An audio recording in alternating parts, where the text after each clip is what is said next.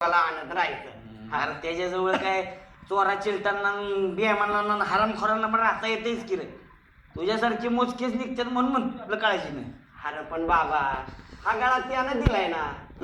अख्खं पंढरपूर जाणून सोडायची या गळ्यामध्ये त्यानं हातोटी उतरवली. काय सांगतोय? तुला सांगतो माऊली, इथून एक हाळी टाकली ना तर पलीकडचे लोक नमस्कार करतात. बर, एवढं माझ्यासारख्या सामान्याला त्यानं दिलंय आणि मग मी तेवढंही सांभाळू नाही का बाबा. सांभाळा बाबा सांभाळा, चांगलं सांभाळा. तुम्ही काय जुनी खोड आहे. आमचं ऐकलं तर कमीपणा याचा नाही का तुम्हाला? बाबा तू आपला उगाच गैरसमज करून घेतोय बघ. काय नाही काय नाही. हा हा बरं मी काय म्हणतो, हा, ही अशी वर्दी चढून चाललास कुठं तू? कुठं म्हणजे? हा थेट सियाचीन काका. हा. तालुक्यातला मी पहिला जायचे ना, डायरेक्ट सियाचीनची पोस्टिंग काढली आहे. नाद नाही करायचा आपला.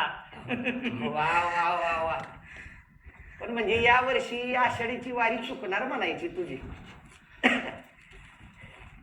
ती काय कळायला लागल्यापासून चुकत आली.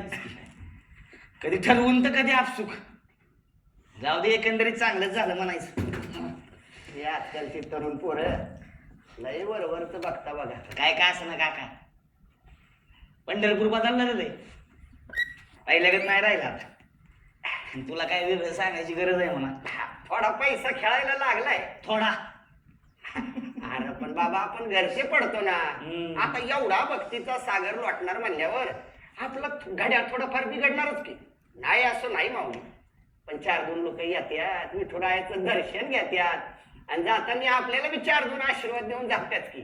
काका 2 गोष्टी एकत्र करतोय बरं का तू. म्हणजे मला ते एक पण पटणं झाली. पटत नाही म्हणण्यापेक्षा मला आवडणच झाली. त्यावेळी विषय सोडून दे ना तू. अरे असा कसा विषय सोडून द्यायचा? नाही तर काय, तुम्ही पोरांनी बोललं पाहिजे आमच्याशी. काहीतरी मार्ग काढता येईलच की. तुझी इच्छा आहे म्हणून बोलतोय तरी आतापर्यंत. नाहीतर तसं पण बोलून बोलून सगळ्यांनी कान फाट्या केलंच आहे मला. मी नाही बोलणार तुला कानफाट्या. ये इकडे बस, सांग मला. ये ये. काका चोखोबा महार पंढरपूरला काय म्हणतो माहितीये? काय म्हणतो पंढरीचे सुख नाही त्रिभुवनी. हा हा वर म्हणतो पायरीशी जागा दिली तरी लय झालं. खरंय काय? बरं, एकनाथ, नामदेव, मुक्ताई सगळेच म्हणते ईश्वर अंतःकरणात आहे त्याला साकडं झाला. अरे तुकोबरा आहे तर पंढरीला वैकुंठ म्हणाले हो.